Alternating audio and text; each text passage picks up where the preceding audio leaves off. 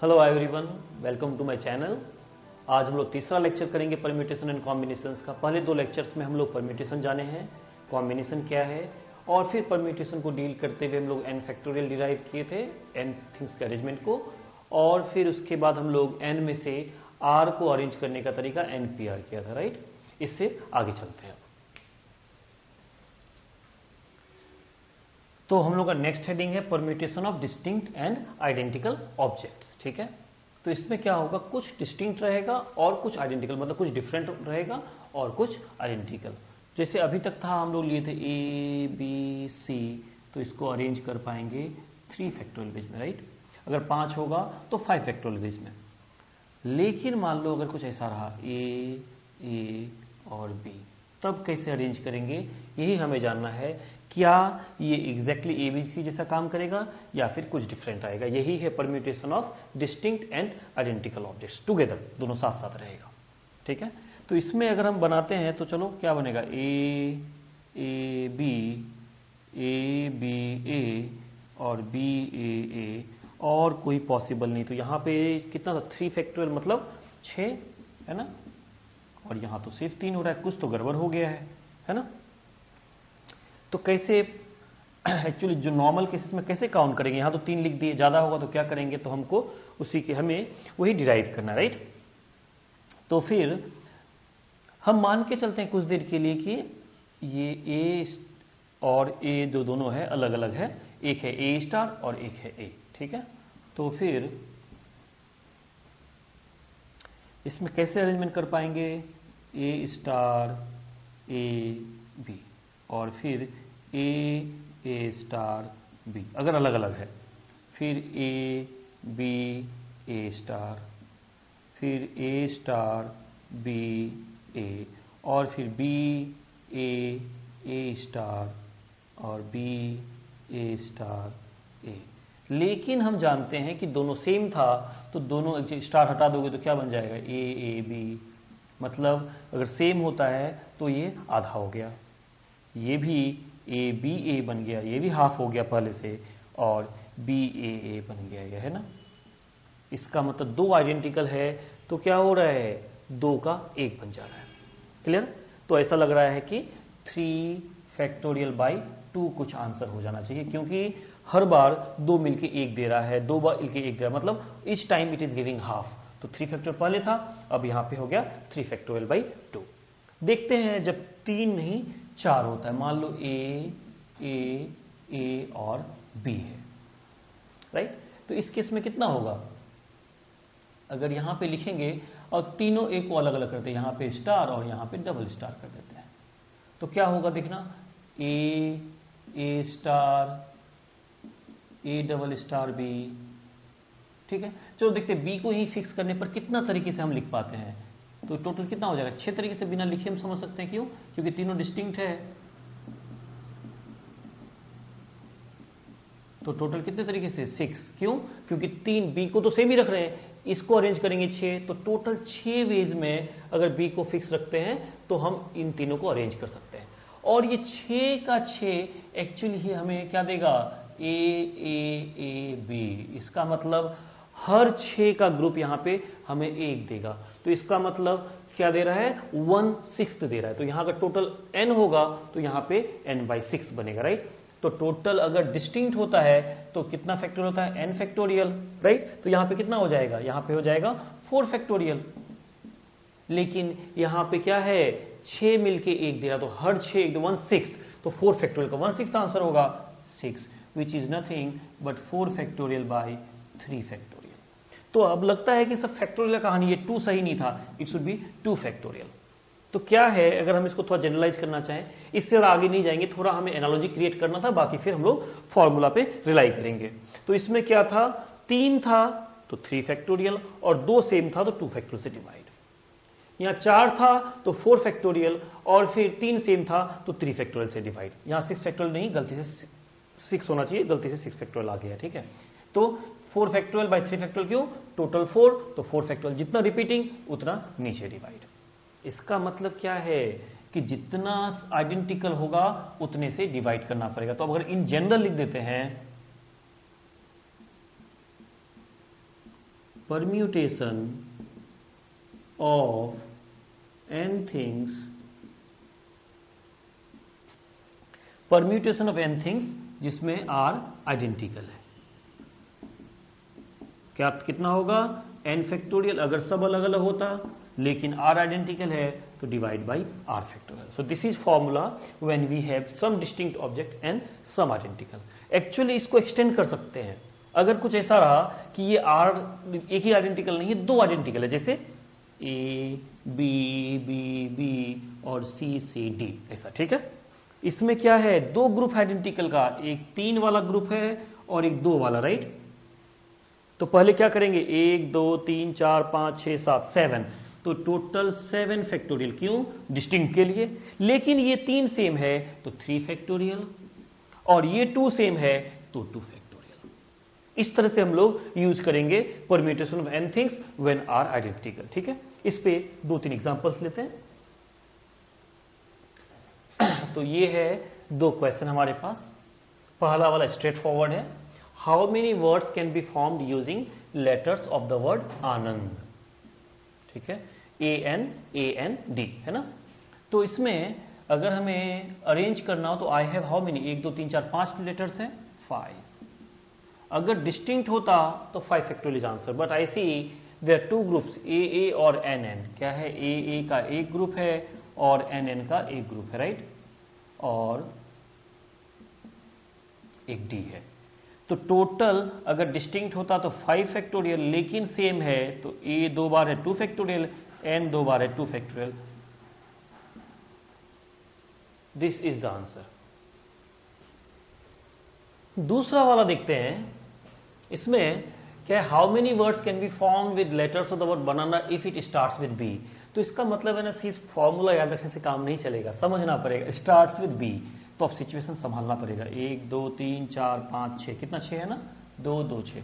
अब क्या पहला वाले पार्ट में क्या बोला? बी से स्टार्ट करेगा, तो ये सब रिपीट बाद में बात करेंगे। पहले तो बी को यहां भर दो, है ना, जो कि सिर्फ एक तरीके से कर सकते हैं, क्योंकि I have only one B and I am putting it here, right, ठीक है। और उसके बाद अब क्या बच जाता है? अब बच जाता है A N A, right. This means अब हमें सिर्फ 5 चीजों को अरेंज करना है, 6 नहीं, ठीक है, क्योंकि बी का प्लेस फिक्स हो गया है, ठीक है। तो क्या करेंगे? 5 चीजों को अरेंज कितने तरीके से? 5 फैक्टोरियल, लेकिन 3 सेम है 3 फैक्टोरियल, और फिर 2 n सेम है 2 फैक्टोरियल। रूल ऑफ मल्टीप्लेस, दोनों को मल्टीप्लाई कर देंगे, this will be your answer, ठीक है। सेकेंड वाला क्या बोल रहा है कि if it starts with B and ends with A, जैसे बनाना में बी और ए, तो बीच में क्या होता है, ठीक है, लेकिन हमें लास्ट वाले में फिक्स करना है, यहां पे बी और यहां पे ए, एंड में ए और स्टार्टिंग में बी। अब हमें बीच में 4 चीजों को अरेंज करना है, तो यहां पे कौन कौन बच जाएगा? 2A बचेगा और 2N बचेगा। इसका मतलब अब अगर कोई देखता है बनाना में 3A है divide by 3 factorial, it will not work, right. तो इसीलिए हम लोग को पहले प्लानिंग करना पड़ेगा, उसके बाद फिर फॉर्मूला अप्लाई करना है। तो अब इसमें क्या है? हमें सिर्फ 4 चीजों को अरेंज करना है, दैट इज 4 फैक्टोरियल। लेकिन ये 2 है आइडेंटिकल, 2 फैक्टोरियल, ये 2 है आइडेंटिकल, इसलिए 2 फैक्टोरियल। बी को करने का 1 वे, ए को यहां करने का 1 वे, दो को मल्टीप्लाई कर दो, this is your answer for second part. तो आई थिंक हम लोग समझ गए हैं कैसे हम लोग यूज करेंगे जब हमें कुछ क्या होगा, आइडेंटिकल ऑब्जेक्ट्स होगा तो कैसे अरेंज करेंगे, राइट। कुछ और एग्जांपल्स लेते हैं आगे। पहला, in how many ways letters of the word Mississippi can be arrange so that all I's are together. ये मिसिसिपी, इस क्वेश्चन के बिना तो पीएनसी होता ही नहीं, राइट। ये नाम तो आएगा ही आएगा, कोई बुक पढ़ लो, कोई एग्जाम्पल देखो आना है, तो इसलिए हम लोगों ने यहाँ पे डाल दिया है। क्या बोल रहा है? सारे आई एक साथ आना चाहिए, ये सेपरेट नहीं होगा। तो इसके लिए हम लोग क्या प्लानिंग करते हैं और हम लोग क्या ट्राई कर रहे हैं? हम लोग ट्राई करें कि हर टाइप का क्वेश्चन यहाँ पे आ जाए, सो दैट तुम कोई भी क्वेश्चन देखो तो तुम्हें आइडिया समझ में आ जाए क्या अप्लाई करना है, ठीक है। एट द सेम टाइम जितने भी क्वेश्चन हम लोग यहाँ पे कर लें, सारा कवर हो नहीं सकता है, बट यहाँ पे क्या होता है, जितने क्वेश्चंस देखेंगे उतना क्रिएट होगा हमारा क्या कहते हैं आइडियाज, और वो हम लोग यूज कर पाएंगे जो क्वेश्चन हमने देखा ही नहीं है, राइट। तो ये प्रैक्टिस ठीक करेगा, लेकिन हम लोग ट्राई करेंगे ऑलमोस्ट हर टाइप का क्वेश्चन यहाँ पे आ जाए। तो इसमें क्या है, 4 आई एक साथ है, तो जब भी कुछ चीजों को एक साथ रखना होगा हम लोग क्या करेंगे, उसको बॉक्स में डाल देंगे, चारों आई बॉक्स में, ठीक है। और फिर क्या है, एम आई तो सारा आ गया, S S S S I यहां आ गया, पी पी, राइट। देखिए 2 4 6 8 10 11, 4 4 8 3 11, परफेक्ट। तो हमें अरेंज करना है एक बॉक्स 2 3 4 5 6 7 8, ठीक है। हमें 8 चीजों को अरेंज करना है और अंदर वाला अभी कुछ नहीं करेंगे, क्यों? क्योंकि तो बॉक्स है, जहां जाएगा एक साथ जाएगा, तो इसको नहीं काउंट करना है 1 2 3 4। इसको एक एंटाइटी मानो, एक चीज मानो, 1 2 3 4 5 6 7 8। तो हमें 8 चीजों को अरेंज करना है, कितने तरीके से, 8 फैक्टोरियल। अब इसमें आइडेंटिकल कौन है, ये 4 तो 4 फैक्टोरियल, ये 2 तो 2 फैक्टोरियल। और कुछ लोग करेंगे सर यहां 4 नहीं, ये तो बॉक्स है, तो इट इज 1, तो यहां डिवाइड नहीं करेंगे हम लोग, राइट, ठीक है। तो इतने तरीके से हमारे पास वेज होगा जिसमें हम लोग मिसिसिपी के लेटर्स को अरेंज कर सकते हैं और चारों आई एक साथ आएगा। इसमें कभी कभी उल्टा पूछ देता है कि चारों आई साथ में नहीं आना चाहिए, ठीक है। चारों आई, 3 आई एक साथ आ सकता है, 2 आ सकता है, 2 आ सकता है, ठीक है, लेकिन चारों नहीं। तो क्या करते हैं इसमें हम लोग, क्या करते हैं, एक्सक्लूजन मेथड लगाते हैं। ये क्वेश्चन नहीं, I am saying another question, ठीक है। तो उसमें क्या करेंगे, हम टोटल निकाल लेंगे। टोटल कितना हो जाएगा, 11 फैक्टोरियल। तो दूसरा वाला क्वेश्चन यहां पे डील कर लेते हैं, समझ में आ गया है कि जस्ट उल्टा पूछ देगा। इसमें बोला था कि सारे आई साथ आना चाहिए, दूसरा क्वेश्चन सारे आई साथ में आना ही नहीं चाहिए। तो फिर क्या करेंगे, इसको घटा देना है टोटल में से, उसको बोलते हैं एक्सक्लूजन मेथड। एक्सक्लूजन मेथड मतलब जो एक्स्ट्रा है उसको हटा दो। तो टोटल क्या होगा, टोटल 11 है तो 11 फैक्टोरियल। उसमें आई 4 7, सॉरी आई सेम है तो 4 फैक्टोरियल। फिर 4s सेम है 4 फैक्टोरियल, 2p सेम है 2 फैक्टोरियल। ये आंसर हुआ बिना कोई कंडीशन के कितना वर्ड्स बन सकता है ये वाला। फिर अगर माइनस कर देंगे ये चीज, कितना, 8 factorial by 4 factorial into 2 factorial, this gives what, 4 I's are not together. I think clear है, राइट। अब मूव करते हैं नेक्स्ट क्वेश्चन पे।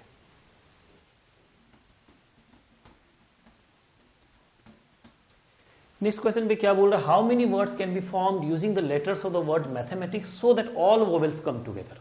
देखते हैं इसमें ऑल वोवेल्स में क्या क्या है। तो पहले लिखते हैं M A T H E M A T I C और एस। ऐसा लिखने से क्या फायदा होता है ना, ग्रुपिंग हो जाता है, अच्छे से दिख जाता है कि 2 एम है, 2 ए है, 2 टी है, राइट। चलो अब हमें क्या करना है, सारे वोवेल्स को एक साथ, है ना। तो इसका मतलब ए ओके, फिर ई और फिर आई, ये चारों एक बॉक्स में रहेगा, ठीक है। और फिर बाकी सब बाहर, कौन कौन, M M T T H C और एस, ठीक है। टोटल कितना हो जाएगा, 1 2 3 4 5 6 7 एंड 1 8 फैक्टोरियल तरीके से हम अरेंज कर पाएंगे। लेकिन 2 एम सेम है तो 2 फैक्टोरियल, 2 टी सेम है 2 फैक्टोरियल। और ये याद रखना ये बॉक्स है। तो अभी तक जो अरेंजमेंट की हो उसमें एक बॉक्स मूव कर रहा है और ये लेटर्स। अब इस बॉक्स पे भी देखना है कि ये सारे आइडेंटिकल नहीं है आई आई के जैसा। यहां पे जहां भी 4 आई जाएगा वो कितना भी अरेंज करो एक ही होगा, इसलिए यहां पे इसका इंपैक्ट नहीं दिखा। यहां पे बॉक्स के इनसाइड का भी इंपैक्ट दिखेगा। क्यों, क्योंकि इसको सब कुछ सेम रखोगे और यहां ए और यहां ई है ना, उल्टा कर दो ई ए, नया वर्ड बन जाएगा, राइट।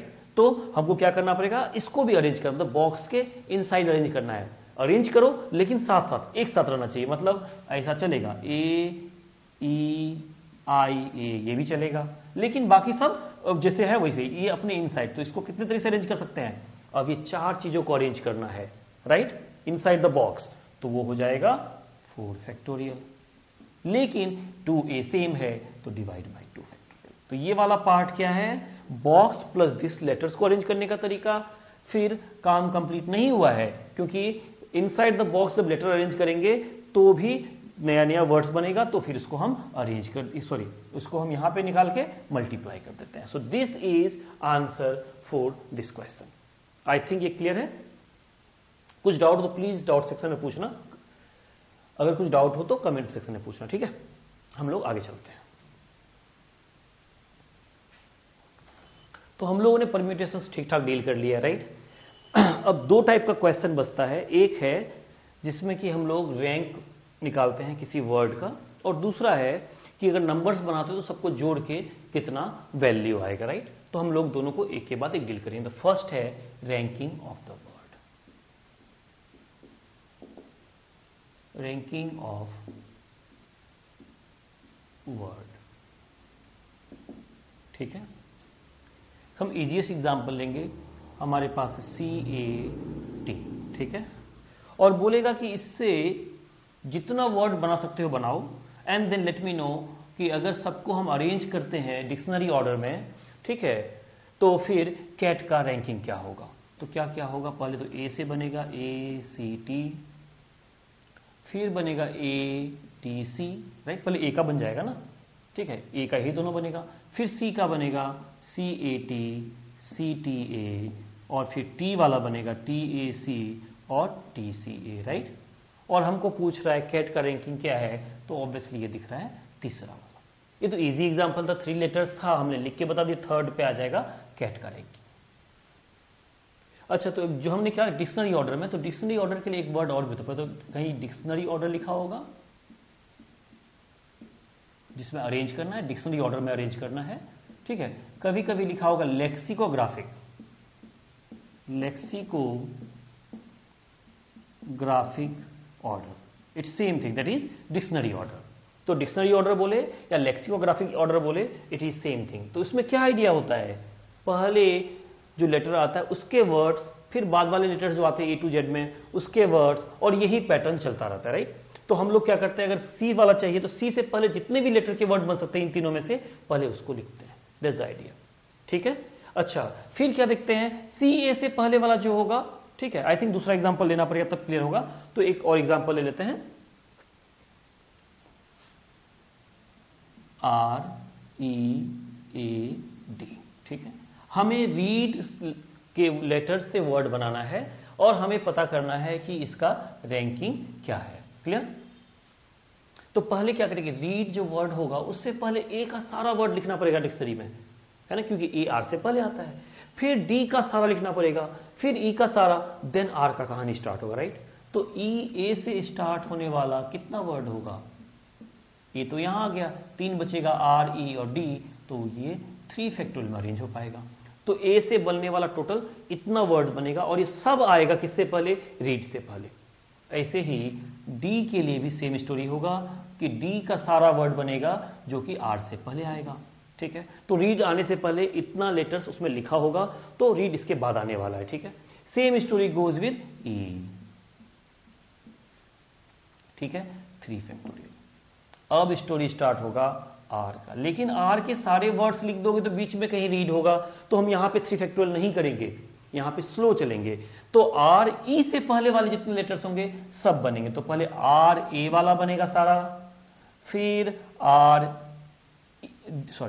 डी वाला बनेगा, और फिर आर ई वाला। लेकिन आर ई वाला सारा बना दोगे तो गड़बड़ है, तो फिर स्लो चलेंगे। तो पहले यहां काउंट कर लेते हैं, यहां पे 2 बचा, 2 फैक्टोरियल, यहां भी 2 फैक्टोरियल। अब आर ई आ गया तो 2 प्लेस बचा, कौन कौन बचा, ए और डी। तो पहले बनेगा ए डी और फिर बनेगा आर ई डी ए, ठीक है। तो मतलब ये वाला रैंकिंग, तो जो भी इतना पीछे आया रीड के और प्लस इसको +1 करोगे तो इसका रैंक आ जाएगा। तो your answer will be 3 factorial, that is 6, 12, 18, 20, 22 +1 23 होगा रैंक रीड वर्ड का, अगर सारे वर्ड्स बना के हम लोग डिक्शनरी ऑर्डर या फिर लेक्सिकोग्राफिक ऑर्डर में अरेंज करते हैं, ठीक है। Let's take another example, CRASH, ठीक है। ये ले लिए। नेक्स्ट एग्जांपल हम लेते हैं क्रैश का, देखते हैं इसका रैंकिंग क्या होगा। तो पहले सी है ना, तो सी से जितना भी लेटर आएगा पहले उसका बनेगा। तो पहले ए का बना दो, राइट। तो ए का कैसे बनेगा, अब यहां पे 4 तो 4 फैक्टोरियल, क्लियर। और ए के बाद अब इसमें कौन है, सी ही स्टार्ट होगा ना। तो सी का सब मत बनाना, जैसे ही सी वाले वर्ड चाहिए मुझे तो स्लो जाएंगे। तो सी ए वाला बनेगा, ठीक है, क्योंकि आर से पहले ए आएगा। फिर सी के बाद एच वाला बनेगा, सी एच, राइट। अच्छा, फिर सी एस तो आएगा नहीं, है ना, आर तो एस तो आर के बाद आएगा, तो फिर सी आर वाला आएगा, राइट। ध्यान देना, सी आर वाला पूरा मत लिखना, सी आर ए वाला लिखना पहले, फिर ठीक है। तो अब देखते पहले ऊपर काउंट करते हैं, फिर यहां आके क्या होता है। तो यहां पे क्या होगा, 3 ही प्लेस बचेगा, 3 फैक्टोरियल, यहां भी 3 प्लेस, 3 फैक्टोरियल, और क्यों सब अलग अलग है देख लो, है ना। अब सी आर ए के बाद 3, तो बचता कितना जगह है, 2। तो पहले बनेगा एच एस और फिर बनेगा C R A S H, right. तो सबको जोड़ दो, 4 फैक्टोरियल इज 24 प्लस 6 30 प्लस 36 और प्लस 1 37 प्लस 1 38, ठीक है। That is 38 is rank of the word crash if you right all the letters and put that in dictionary order. Clear? I think ranking of the word clear है। कुछ और भी इसके tricks हैं, तो next class में हम लोग ट्राई करेंगे कि कुछ ट्रिक जो है, जो वर्ड्स का रैंकिंग के लिए यूज करते हैं, ठीक है, वो हम लोग नेक्स्ट क्लास में रखेंगे, वहीं से स्टार्ट करेंगे। तो हमने काफी अच्छे से रैंकिंग ऑफ द वर्ड देख लिया है। नेक्स्ट क्लास में हम लोग इसकी ट्रिक के बारे में बात करेंगे। अगर आपको ये वीडियो पसंद आया तो please like it, share it and subscribe it. Take care, thank you.